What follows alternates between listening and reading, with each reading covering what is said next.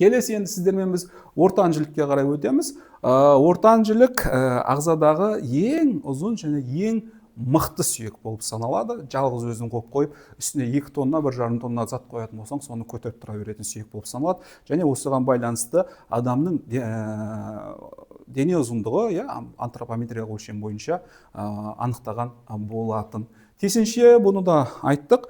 Басында ұзын түтікшелі сүйектерді өткен кезде міндетті түрде оның эпифиз, метафиз және диафиздеріне қарайтын боласыздар. Тура сондай бұл жақта да бізде проксимальды және дистальды эпифиздері, проксимальды дистальды метафиздері және ортасында бір тақ диафиз болады. Ол денесі болып саналады. Соның ішінде біз тікелей сіздермен жоғарғы диафизіне баратын болсақ, проксимальды эпифизіне. Проксимальды эпифизіне баратын болсақ, бұл жерде әрине біз ортан жіліктің басын көреміз, оның мойнын көреміз, капут феморис, колум феморис және 2 ұршықты көруге болады. Трахантер майор және трахантер минор, үлкен және кіші ұршық. Осы 2 ұршықтың арасында жүргізілетін, егер бұл артқы беті болатын болса, криста интертрахантерика, бұл бізде ұршық аралық қыр болып саналады, ал егер де алдыңғы бетінде болатын болса, бізде линия интертрахантерика, яғни ұршық аралық сызық жүргізілетін болады. Оны бізде ең бірінші бұл үшін біз ортан жіліктің беттерін ажыратып алуымыз керек, соған байланысты айтылады. Негізі бұл жақта біз 2 бетін ажыратамыз, бұл цилиндр форматында болғандықтан да алдыңғы беті және артқы беті. Бірақ кейбір көздерде, әдебиеттік көздерде не дейді? Бізде мына жақта орналасқан линия аспера нәтижесінде бір қырды түзетін болғандықтан бұны артқы бетін бізде 2 бөлікке бөледі. Фациес постерио латералис және фациес постерио медиалис деген 2 бетке бөліп жатады, немесе фациес постериор десеңіздер де болады. Соған байланысты бізде мына жақта криста интертрахантерика артқы бетінде, ал алдыңғы бетінде бізде криста линия интертрахантерика сызығын көруге болады. Келесі ретте бізде мына бір жақта, давайте барлығын біз айтып болайық. Және қарасаңыздар, мына бір трахантер майордың ішкі жағында бір шұңқыр бар, оған біз фосса трахантерика, ұршықтық шұңқыр деп атайтын боламыз.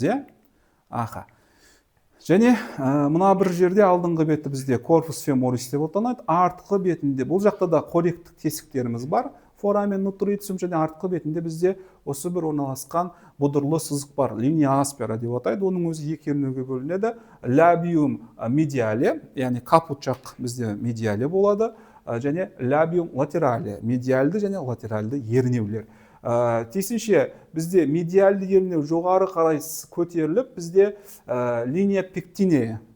Пектинея бізде қырлы сызық, қырлы сызықты құрауға қатысады. Ал бізде лабиум латерале жоғары қарай көтеріліп, бізде тубероситас глутея, яғни бөкселік бұдырмаққа жалғасып кететін болады. Осы бөкселік бұдырмақ бізде не істейді? Жаңағы бөкселік бұлшықеттерін келіп бекитін жері болып саналады. Кейбір кездерде бөкселік бұдырмақ бізде бір төмпекті құрайды.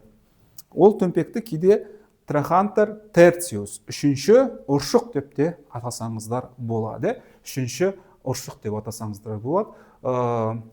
Осы бір жақта тағы да мынау ортан жіліктің бүкіл күшін өзіне алатын бір тұсы бар, калкалы феморис дейді. Ол негізі бізде нақты көрінбеген, сол себепті оны біз тубероситас глутея деп айтып кеткеніміз дұрыс болады. Және төменгі біздегі дистальды метафиз жағына қарай келетін болсақ, эпифизге жақын тұсында, бізде ең бірінші 2 ернеуіміз келеді да 2-ге бөлініп, ішкі жағында бір тегіс бір бетті қалыптастырады. Бұл тегіс бетіміз бізде фациес поплите, тақымдық бет деп атайды. Тақымын қысып отыр деген сөзден шыққан, ол былайша айтқан кезде фациес поплите, тақымдық беті деп аталынатын болады. Келесі ретте бізде енді бірден неге өтеміз? Дистальды эпифизіне қарай өтетін болсақ, 2 айдаршақты көреміз. Латеральды және медиальды айдаршықтар, кондилис латералис, медиалис. Соның арасында бізде фосса интеркондилярис бар, айдаршық аралық шұңқыр, және оның арасын бізде бір-бірімен линия интеркондилярис, яғни сызық жалғастырып тұрады. Және мына жақта кондилис медиалистің жоғарғы жағына қарайтын болсаңыз, бір төмпекті көруге болады, ол туберкулум мандуктониум, яғни әкелуші төмпек, әкелуші сан бұлшықеттердің келіп бекитін жері болып саналады. Аха. Және мына жақтан бізде осы эпикондулистеріміз шығады тағы да, иә. Білесіздер, эпикондулис айдаршақ үстілік медиалды және латеральды айдаршақ үстілік шығыңқылар болып саналады. Олар өз кезегінде жаңағы екі лябиумға қарай жалғасып кететін линия супракондулярис латералис, латеральды айдаршақ үстілік сызық және линия супракондулярис медиалис, медиалды айдаршақ үстілік сызыққа жалғасатын болады. Түсінікті ма? Аха. Негізгілері осы, және алдыңғы бетінде бізде тобық, тізе тобығы деп атаймыз ғой. Тізе тобығының келіп бекитін жері бар. Бұл бізде фациес пателлярис деп аталынады. Яғни тізе тобықтық беті. Негізгілері осы. Ешнәрсені ұмытқан жоқпыз ғой, иә? Вроде барлығын айттық. Енді тобыққа келетін болсақ, тізе тобығы денедегі ең ірі сесамоидты сүйек. Ең ірі сесамоидты сүйек. Бұл бізде ертең бұлшықетке барған кезде өтеміз. Санның алдыңғы топ бұлшықеттерінде ең ірі бұлшықет бар, санның 4 басты бұлшықет. Сол санның 4 басты бұлшықетінің сіңірлерінің арасында орналасатын сүйек болып саналады. Өте көп, өте маңызды функция атқаратын болады тізе тобығы, иә. Біздегі бүгілу, жазылу функциясына тікелей қатысатын сүйек. Тиісінше бұл кішкентай ғана сесамоидты сүйек, бірақ ағзадағы ең ірі сесамоидтік сүйек негізінен базис пателла, алдыңғы бетінен фациес антериор және ұшынан апекс пателладан тұрады. Ал ішкі жағы бізде буындық бетті құрайтын болғандықтан фациес артикулярис пателла деп аталынады. Өзі аттас фациес пателламен не істейді? Ортан жіліктің барып байланысады, буындық бет құрайтын болады. Біздегі ортан жілік бойынша осы.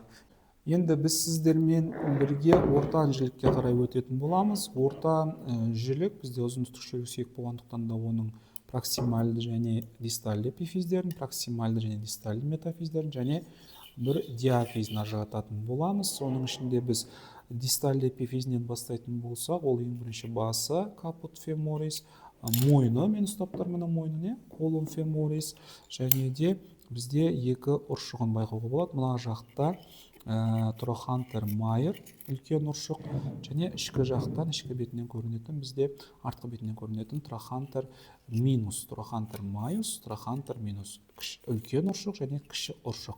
Және трохантер минустың ішкі жағында бізде нені көруге болады? Бір фосса трохантерика, немесе ұршықтық шұңқырды көруге болады. Мына жақтан қарасаңыздар, бізде негізі диафизінде біз екі бетті жатамыз, қазір диафиз келген кезде айтатын боламыз. Артқы бетінен бізде ең бірінші қыр көрінеді. Кристаллин тетрахантерика, ұршық аралық қыр деп аталынады. Алдыңғы бетінде бізде ол сызық болып көрінеді. Линия тетрахантерика, ұршық аралық сызық деп аталынады. Сонымен бұл жақта тағы да басында бізде фовея капитис феморис бар, яғни ортан жілік басының біздегі шұңқыры, немесе шұңқыршасы деп аталынады. Жамбас сан буынын құруға қатысатын негізгі жаңағы байламның келіп орналасатын жері болып саналады. Бұл өз кезегінде ацетабулюмның ішіндегі фосфоацетабуляриске барып бекитін болады. Енді біз диафизіне қарай келетін болсақ, ең бірінші оның беттерін ажыратып аламыз. Беттері бізде фациес антериор, алдыңғы бетте. Жалпы бұл корпус феморис денесі, ол алдыңғы бет және артқы беттен тұрады. Және мына жақта орналасқан бұдырлы сызыққа байланысты артқы бетінің өзін кейбір әдебиеттерде екіге бөліп жатады. Фациес постерио латералис, латеральды артқы беті, және фациес постерио медиалис, медиалды артқы беті болып саналады. Тиісінше бұл жақта линия аспираны көреміз артқы бетінде толық орналасқан бұдырлы сызық. Бұдырлы сызықтың өзі екі ернеуге бөлінеді. Лабиум экстернум, немесе лабиум латерале, сыртқы немесе латеральды ернеу, және лабиум медиале, медиале немесе лабиум интернус, ішкі ернеу немесе медиалды ернеу болып саналады. Тиісінше біздегі лабиум латерале келіп, жоғары қарай проксимальды эпифизіне, проксимальды метафизіне қарай көтерілген кезде тубероситас култе, яғни мына жақта бөкселік бұдырмақты құрауға қатысатын болады. тақырыбға қарай еніп кетеді. Бұл жақта бөксек бұлшықеттерін келіп бекитін жер болып саналады. Және мына жақта бізде лабиум медиалис, яғни медиалды ернеу жоғары қарай көтеріліп, дистальды метафиз жақта линия пектинега қырлы сызыққа қарай жалғасып кететін болады. Келесі ретте біз енді төменгі жағына қарай өтетін болсақ, ол ең бірінші бізде дистальды эпифизінде нелерін көретін боламыз, айдаршықтарын көретін боламыз.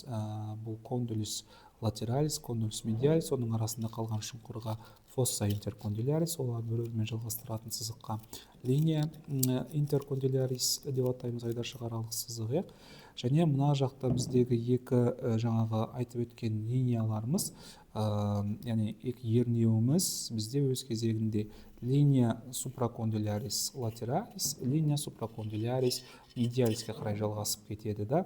Осы жақтағы қалған мына бір бетке біз фациес поплития, яғни тақымдық бет деп атайтын боламыз, фациес поплития. Және алдыңғы бетінен қарағанда мына жақта бізде тізе тобықтық бет фациес пателлярис орналасқан.